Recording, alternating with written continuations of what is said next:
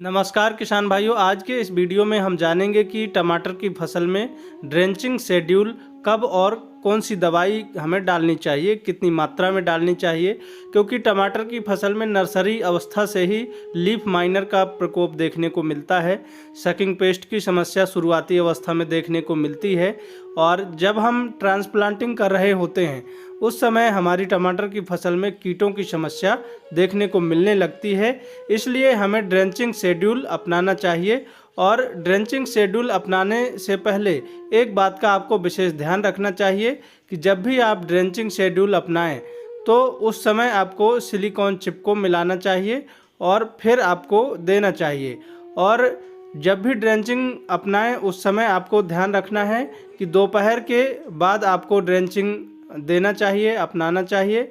और इसके अलावा एक बात और ध्यान रखनी चाहिए कि कुछ किसान भाई क्या करते हैं कि मिट्टी में जो ढलान है उसका ध्यान नहीं रखते हैं। तो यदि आपकी जो भूमि है वो ढलानदार है, ज़्यादा ढलान है, तो उस कंडीशन में यदि आप ड्रेंचिंग देते हैं तो सिलिकॉन चिप को आपको ज़रूर मिलाना चाहिए। इससे क्या होगा कि हम जो दवाई दे रहे हैं वो पौधे की जड़ों के पास ठहर जाती है और ठहरने के साथ साथ जड़ों में अच्छा कारगर काम करती है, इफ़ेक्टिवनेस उसकी ज़्यादा देखने को मिलती है। तो आपको इस तरीके से ड्रेंचिंग देना चाहिए। और दूसरी बात, एक और काम करना है, जब आप ड्रेंचिंग करें उस समय आपको कुछ किसान भाई कहते हैं कि 1 महीने में ड्रेंचिंग देना चाहिए, कुछ कहते हैं कि 1 हफ्ते में देना चाहिए। तो ऐसा नहीं है। इसका जो सही समय है, सही डोज है, वो आपको हम इस वीडियो के माध्यम से बताने वाले हैं। तो चलिए वीडियो की शुरुआत करते हैं। और सबसे पहले हम जानते हैं कि टमाटर की फसल में जो हमें फर्स्ट ड्रेंचिंग है वो कितने दिन में करनी चाहिए और कौन सी दवाई डालनी चाहिए, इन सभी के बारे में विस्तार से जानते हैं किसान भाइयों।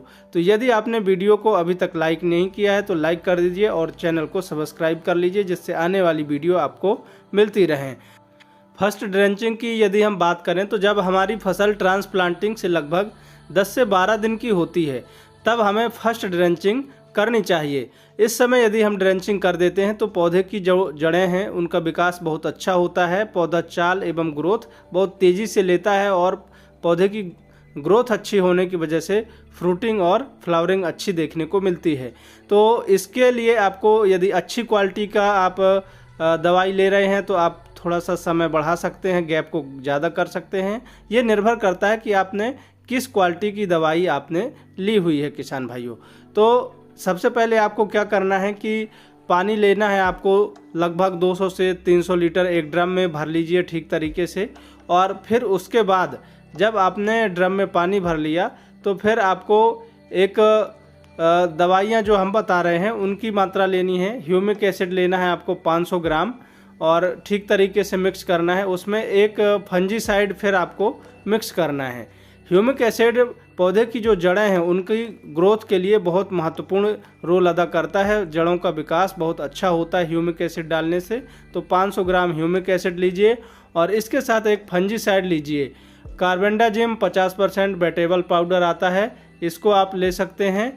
और बाविस्टीन फंजीसाइड ले लीजिए और इसके साथ एक कीटनाशक लेना है किसान भाइयों। कीटनाशक आपको सिंजेंटा का एक तारा ले सकते हैं, थायोमेथाक्सोन 25% WG 200 ग्राम लेना है। और इसके साथ एक NPK 19-19 1 किलोग्राम लेना है और 400 लीटर पानी में घोलकर 50 ml प्रति पौधे की दर से आप ड्रेंचिंग करें जड़ों के पास। इससे आपकी जो फसल की ग्रोथ है वो बहुत शानदार देखने को मिलने वाली है।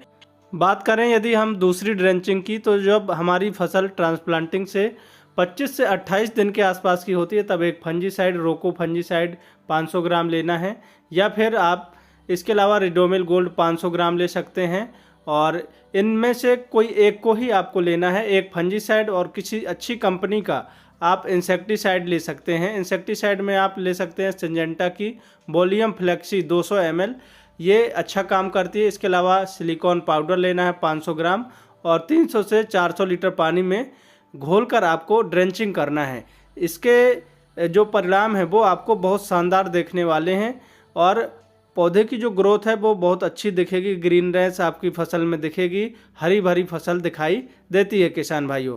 थर्ड स्प्रे की बात करें यदि हम, तो जब हमारी फसल ट्रांसप्लांटिंग से लगभग 35 से 40 दिन की होती है तब कॉपर ऑक्सीक्लोराइड 50% वेटेबल पाउडर वाला लेना है। यह जो टमाटर की फसल में अर्ली ब्लाइट है, लेट ब्लाइट है और रूट रॉट की जो समस्या है उसको कंट्रोल करने में बहुत कारगर सिद्ध होता है किसान भाइयों। इसलिए आपको कॉपर ऑक्सीक्लोराइड ज़रूर देना चाहिए। 500 ग्राम इसकी मात्रा लगती है। इसके साथ NPK 05234 2 किलोग्राम और बायर की कॉन्फीडर 500 ml लेना है आपको। इमिडाक्लोरपेड के फॉर्म में आती है।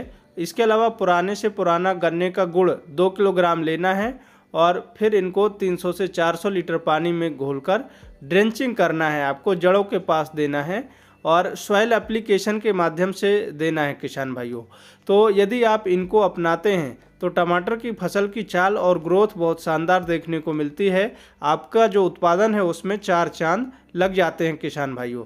इसलिए आपको सही समय पे सही ड्रेंचिंग शेड्यूल अपनाना चाहिए। इसके अलावा टमाटर की फसल में जैसे लीफ माइनर की समस्या देखने को मिलती है और इसके अलावा सफ़ेद मक्खी की समस्या देखने को मिलती है, माइट की समस्या देखने को मिलती है और इसके अलावा पौधे में आपको सड़न की समस्या देखने को मिलती है, दीमक, वाइट ग्रब, इनकी समस्या देखने को मिलती है।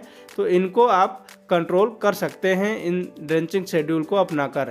किसान भाइयों, आज के वीडियो में हमने आपको संपूर्ण जानकारी बताई और वीडियो यदि आपको अच्छा लगा हो, पसंद आया हो तो वीडियो को लाइक करें, चैनल को सब्सक्राइब करें। मिलते हैं अगले वीडियो में, तब तक के लिए जय जवान, जय किसान, जय विज्ञान, जय श्री राम।